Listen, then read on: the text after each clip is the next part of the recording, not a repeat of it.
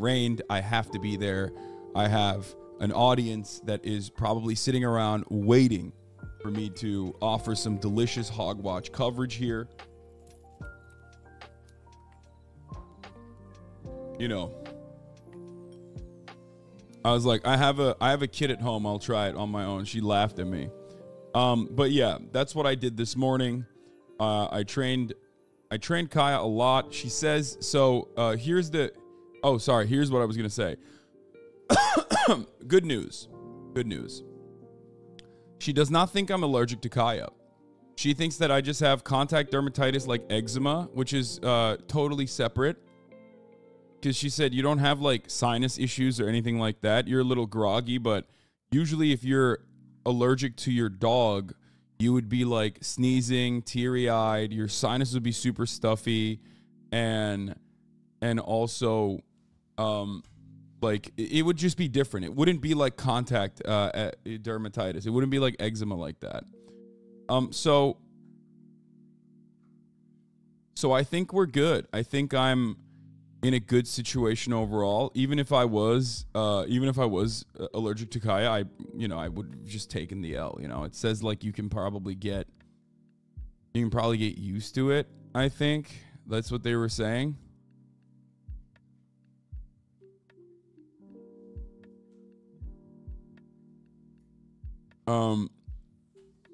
Which is what I was planning on doing. But, yeah, that's my situation. And we're live. Let's get started. Trump's arraignment the broadcast is here. We're going to get immediately into Trump's arraignment. As I told you earlier, we dress up on days like this. You know what I mean? I go to my friend's wedding. I'm not dressing up. Trump's arraignment, I'm right here. No mugshot, I know. But let's just get started.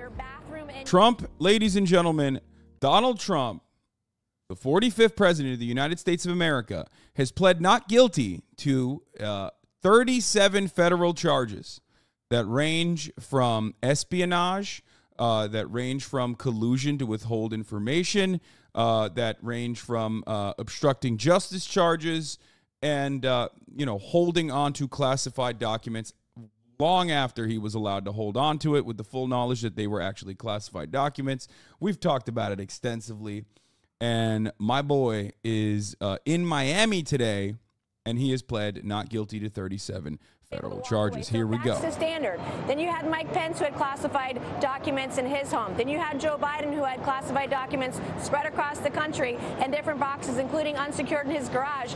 If Trump's going to be indicted, so too then should be Joe Biden. I also can't get beyond the fact that every time we find corruption, evidence of corruption on Joe Biden, Donald Trump gets indicted. I mean, that's what I see just as an everyday American, as someone who hasn't seen eye to eye with Donald Trump, and that's how we're going to operate. I don't think it's the right way, and I think it's shameful what's happening today. I'm going to say some stuff here, okay? Every conservative that's trying to fucking engage in any kind of defensive posture here is literally so incredibly aware of how over the situation is, okay?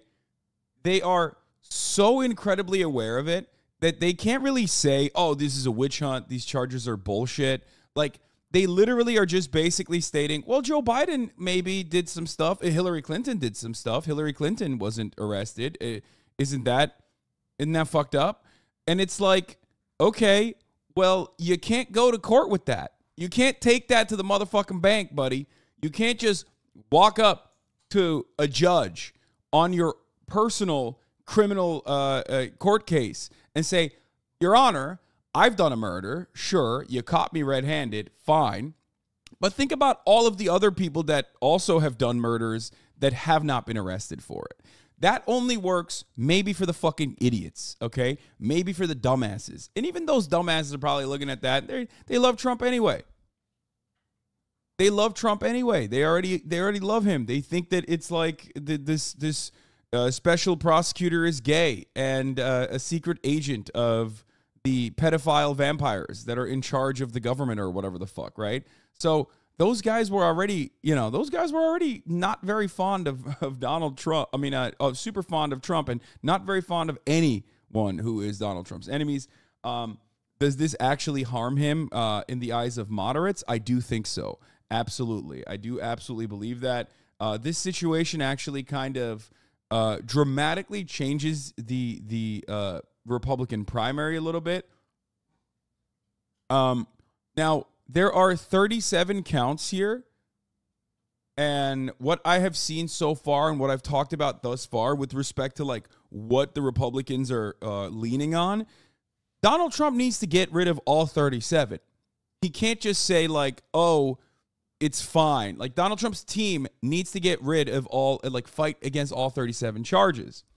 However, Fox News broadcasters and people like Lindsey Graham are basically trying to focus on one or two and going, well, they're overcharging him. They're overcharging him. And it's like, yeah, but there's like dead to rights charges in there that already have so much verifiable, factually accurate information.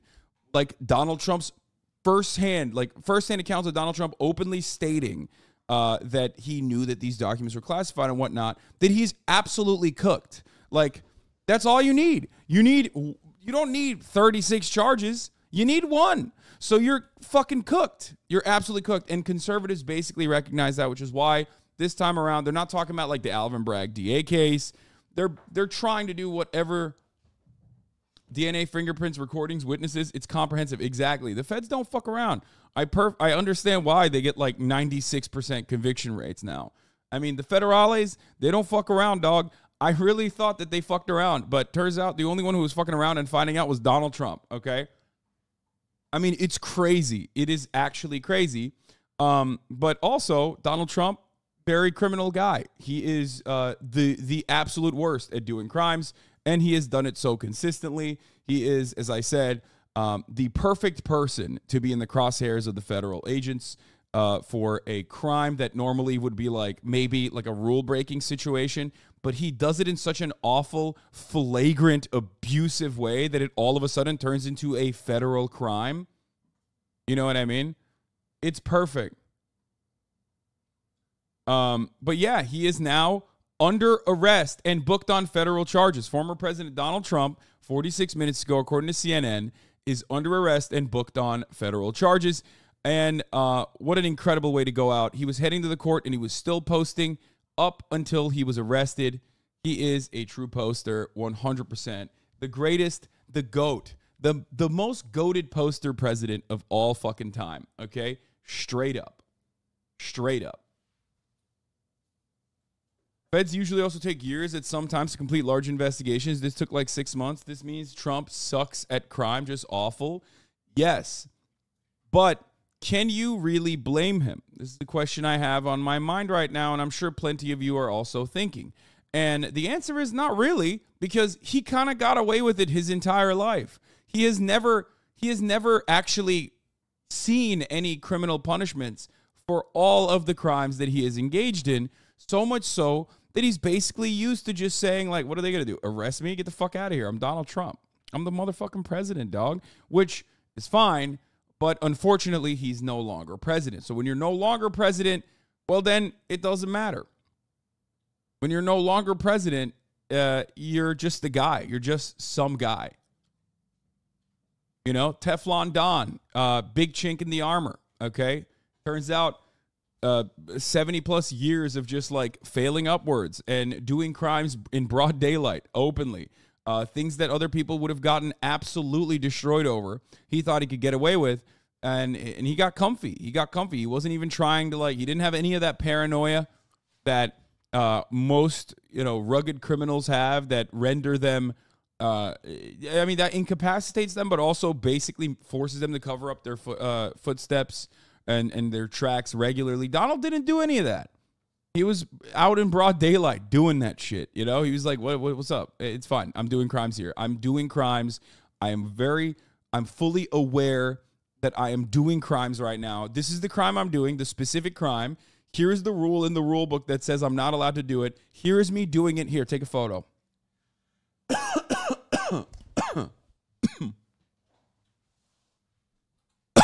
That's it. That's our situation. I love it. How can you not? There are no transgender children, only abused parents, says Stephen Crowder. We're going to get to that. But let's take a look at this situation. Negotiations and with the send Trump me some team, links, that didn't and we'll take a look at it. In a matter of weeks or days. All of this was drawn out over probably a year and a half, maybe longer.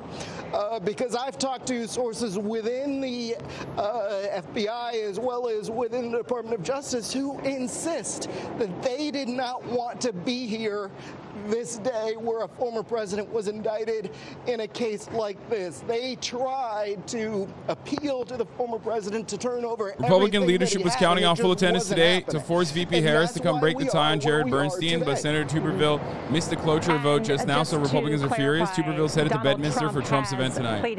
Has pleaded not guilty to 37 federal counts in 37 counts. He's not crying. He has a throat injury. Dude, also, another criminal justice system W. The Romanian prosecutors have changed human trafficking charge against Andrew Tate. They added a more serious condition, it seems. Like, this title makes it seem as though, like, I don't know, maybe, I don't know if I'm, like, misreading it, but it does seem like they changed it and they added a separate victim on top of it. So now there's not 5, but 6 victims.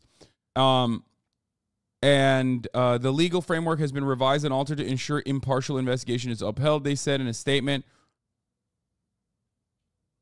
So we got that situation going on. We'll talk about that as well. There's a lot of RIP bozos in the chat. Kais, who's standing next to President Trump in the courtroom, first was brought in full disclosure, he was a partner of mine in my firm before he left to represent President Trump. By all reports, he counseled President Trump to cooperate with the DOJ to try and get these documents back. And the fact is, it's the same standard. If he had done that, we would not be here today. Instead, it's the criminal obstruction. It's the lying. It's the false statements. It's the hiding. It's the lying to his counsel. That's why we're here today.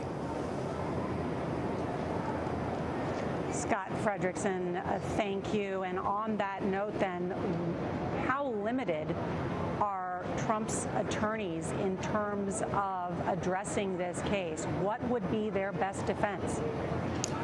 Well, the best defense here is now that you're indicted, you've got to go 1,000% with all the motions to try and knock out as much evidence as possible. Jack Smith has anticipated that.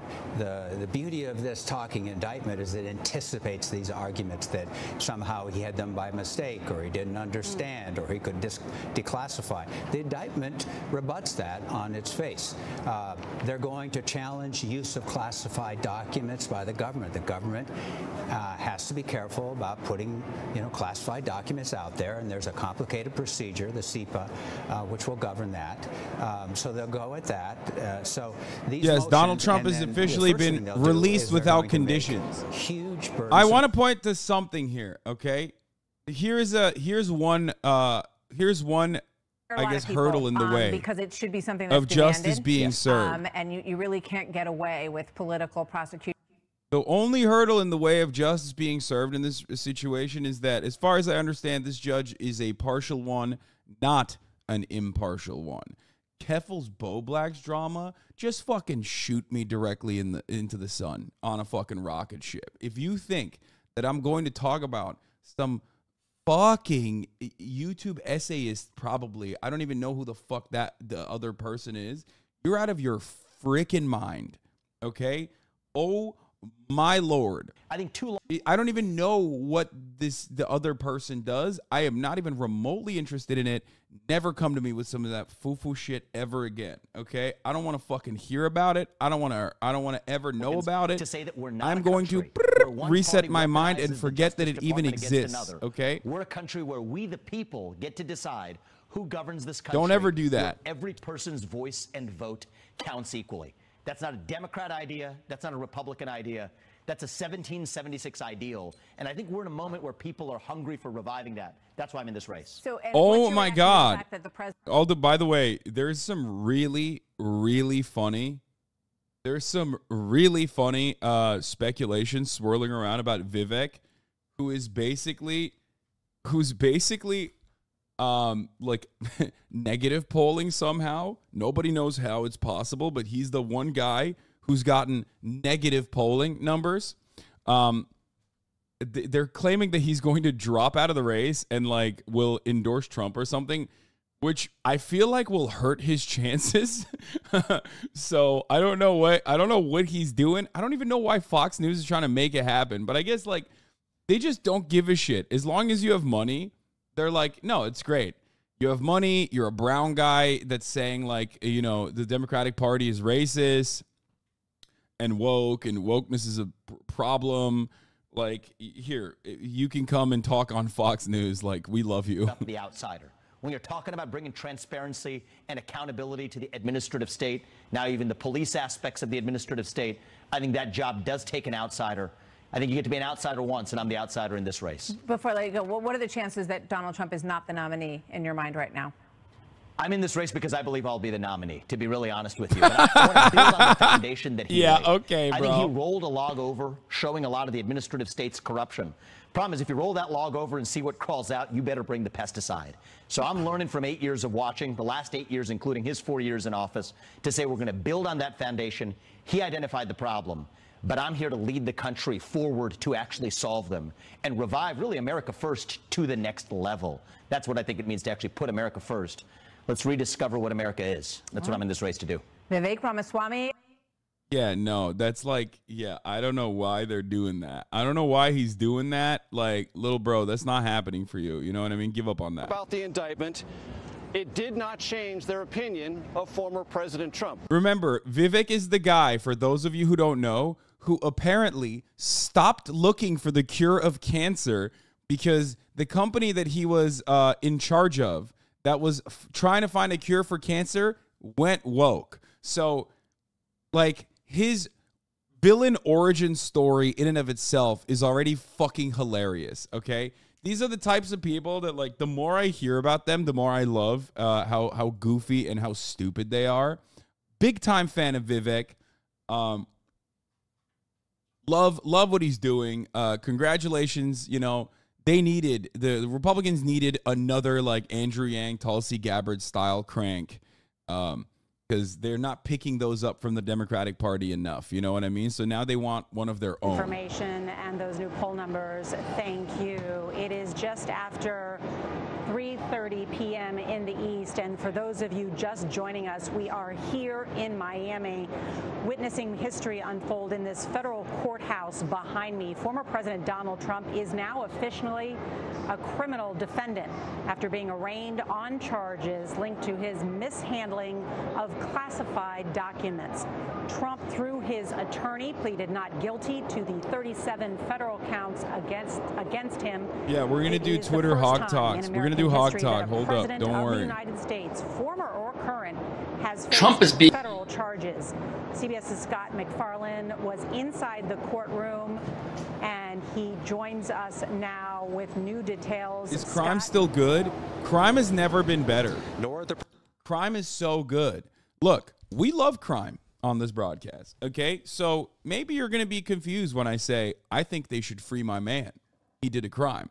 But, however, as crime aficionados, there is one type of crime that we do not like. Because we love crime on this broadcast, because, you know, we're Californians, I've literally voted time and time again on the ballot specifically to legalize crime in general. I also do like criminals who engage in the art of the crime. Donald Trump at this point is kind of fucking hand-waving it. He's basically doing the crime, but he's doing it in a way that's very sloppy, and I don't like that. As someone who appreciates crimes, I like when people put a little bit of effort into it. And for that reason, I do think Donald Trump should be punished, even though, you know, he should be freed, because across the board, I am pro-crime, and crime is good. Yeah, that's my take. Gavin Newsom destroyed Hannity last night. I know. We're going to watch that as well. Submitted to Trump's attorneys, and they will agree that those witnesses on that list will not communicate with the former president about the facts of the case. They will still be able to communicate as they would in normal daily life, but they won't be able to talk about the case. The other condition is that he cannot talk to Walt Nauta, his co-defendant, about the facts of the case either, because they're co-defendants. I like criminals who don't get caught. Traveling with the former president this weekend in campaign stops. So there's a list that will be created and likely litigated of people with whom the former president cannot not speak about this case, potentially including his employees and his close allies. The release conditions you definitely. Donald Trump will certainly follow through on that. It's like that is literally worse than throwing him in solitary confinement without access to Fox News. Okay? Donald Trump got into this mess to begin with because he can't shut the fuck up. He literally loves flexing. If you think he's not going to talk to people around him, if you don't think he's going to go back to Mar-a-Lago and tell every fucking jet ski dealership owner the exact details of the case, including some who he may have collaborated with, I don't know what to tell you. He is going back to tweeting. Okay? He's going back to tweeting. Nada, who's He's sitting at the true same defense socially. table. At this moment, they appear to be halfway through.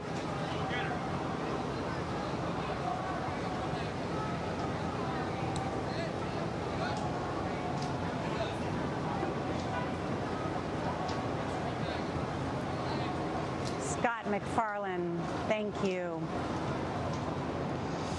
It's a moment to take a look at exactly where we are, John, now that the president has been arraigned, still inside this courthouse for more than an hour and a half. Donald Trump now faces a number. Florida Andes, is that Brickell? For the record, I have to admit I am partial. Miami is where I lived for the first time in America. That was the first place I ever lived. The irony of if it is Brickell, if it's downtown Miami, the irony is like outside of that courthouse, most of those buildings came up in like the last fucking 10 years, basically. It's insane. Downtown Miami and its development has been absolutely psychotic, which is funny when you consider that like it's also going to be underwater. But anyway, that's a random aside here. That's what were you going to say about the judge being biased? From what I understand, this judge is a Trump. This judge definitely favors Trump, and is not like expressly anti-Trump, or he is like openly pro-Trump. He's not like one of those like impartial rule of the law type judges. He is a Trump-appointed judge. However, it was a Trump-appointed judge that actually allowed for this. It was a Trump-appointed judge that allowed for the investigation to continue. It was a Trump-appointed judge that gave a subpoena, that signed off on a search warrant. So it doesn't really matter if one is a Trump-appointed judge. What matters is if he or she, because the previous one was a he, was a Trump-appointed judge who signed off on the search warrants. The judges sometimes will do this thing where they're like, yeah, well, I was Trump appointed, but like, I want to, they were both women. No, I thought the other one was a man. Anyway, whatever. It doesn't matter.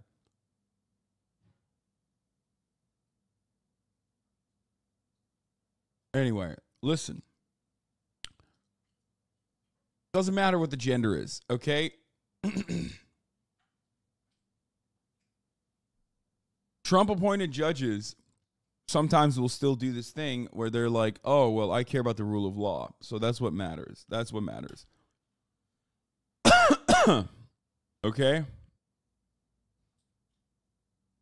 My favorite podcast, Mueller, She Wrote, has some sweet copium on this. I don't know how real this is, but according to Joyce White Vance from MSNBC, the CIPA, the Classified Information Production Act that governs this case, includes an immediate right on expedited appeal. So if the DOJ doesn't like a decision by Aileen Cannon, they can go straight to the 11th Circuit.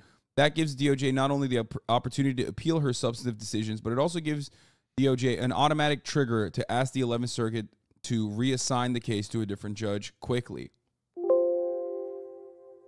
So, it ultimately, even if it is like, even if it's rigged in Trump's favor by this judge, they can just, move it around. But also remember, like, just go back to the fucking evidence. You know what I mean? And there's so much of it. Any evidence that would say to them, that a drug-addicted, sex-addled kid, President Biden's son. Oh, they're not talking. I was like, let's look at the evidence. Fox News immediately not talking about the evidence. They're talking about Hunter Biden.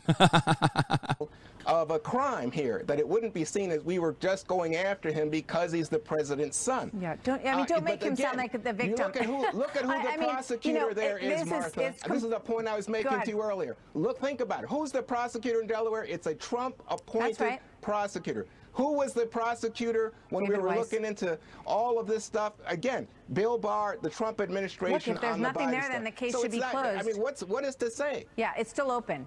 So that's the question. And I apparently, think it's getting a bit rowdy outside the courthouse, but not all that crazy. Of an active president. Now you've got an. I'm not gonna lie. Post January 6th, this is the only time I thought, because given that it's in Miami, given that there was prior knowledge that this was going to happen, I thought this would be one final hurrah. I thought maybe post January 6th, I know a lot of people are still terrified of getting arrested for protesting and shit like that. I thought maybe there would be a bigger crowd. I'm not kidding. They fell off. The hogs have fucking fallen off, dude. Too short notice for this one to be any good. No, there's two reasons for this. Okay, there's two reasons for this. Remember, I told you guys this already. There is no fucking protest for an individual person in the Republican side that is not astroturfed. Turning Point USA would send buses full of people, then this is documented. Turning Point USA and every other Republican operative and Republican organization sent buses full of people to the Capitol. If you don't have the instruments of the Republican Party on your side, pushing for you and pushing to create chaos, you are individually not going to be able to create enough anger. The only people that are going to show up are the most insane, the most mentally ill. Okay? You need all of the HVAC business owners from Arkansas to come, to show up, to get angry, to get fucking wild. Two things have basically changed after January 6th. One, the sense of entitlement that they felt that in the eyes of the law, they would never get punished for getting unruly and breaking the law. That went away. These guys, they do have something to lose. They have something to lose. They don't want to lose their fucking jobs. They don't want to lose their businesses, right? They don't want to go to jail. So they're not going to do that shit. Two, so they're fearful of the law and fearful of the punishments that might come their way because, oh my God, it turns out the criminal justice system doesn't only work in my favor. Secondly, there is no astroturfing on this. And without astroturfing, this is all you get. And we're seeing it time and time again. This is like the third time that we have waited for like a major type of backlash, some kind of January 6th style situation to occur, and it hasn't happened. It doesn't happen when you don't have buses full of people that you're shipping from all around the country. When you don't have the American Enterprise Institute and the Heritage Foundation and the Turning Point USA and all of these other like Koch subsidized Republican organizations pushing for attendance. When you can't tap in to the Republican Party's infrastructure for this kind of protest, your protest turns into this. It's just 100 people.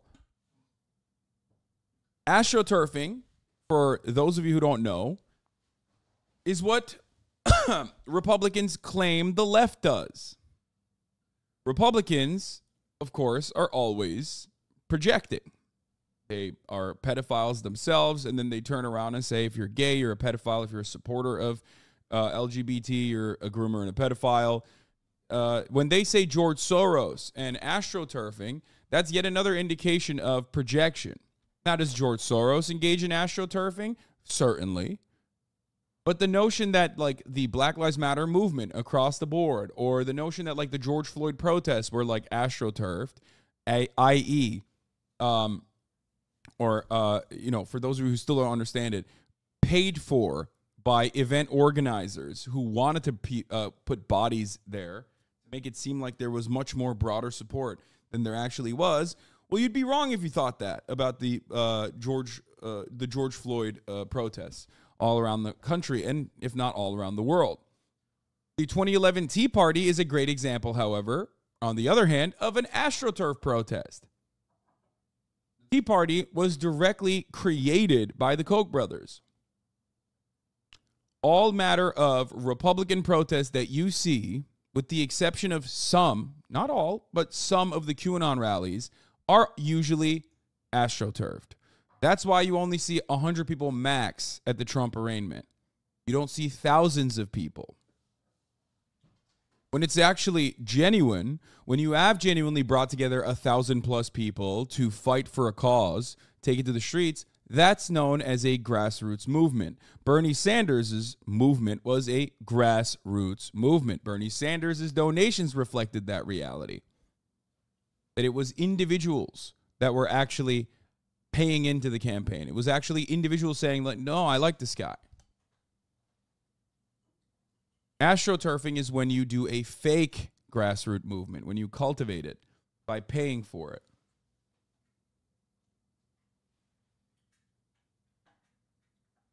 And by the way, the Republican Party has a history of conservative mass protests that are disruptive that they've used to their advantage. Actually, as a matter of fact, in this exact zip code where they did the Brooks Brothers riots. The Brooks Brothers riots was conducted partially by Roger Stone, and it was yet another fake riot where actual Republican operatives were on the ground trying to stop an election recount from occurring, which they successfully did in the state of Florida. Some of those people that were on the ground became Supreme Court justices. Some of those people that were there to, offer some kind of legal defense were literally became Supreme Court justices of the United States. So that's how fucking AstroTurfed it was. Because back then, when that was happening, that was backed by the Republican Party's instruments, okay? That's the difference. If you don't have an AstroTurf Republican Party-backed fake protest, this is what you get. We want Trump! We want Trump! We want Trump! We want Trump! We want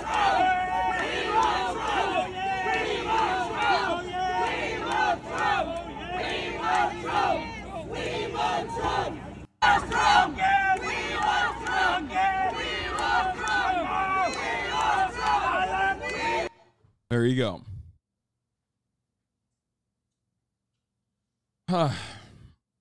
For those of you who don't know what the Brooks Brothers riot is, it was a demonstration led by Republican staffers at a meeting of election canvassers in Miami-Dade County, Florida on November 22nd, 2000 during a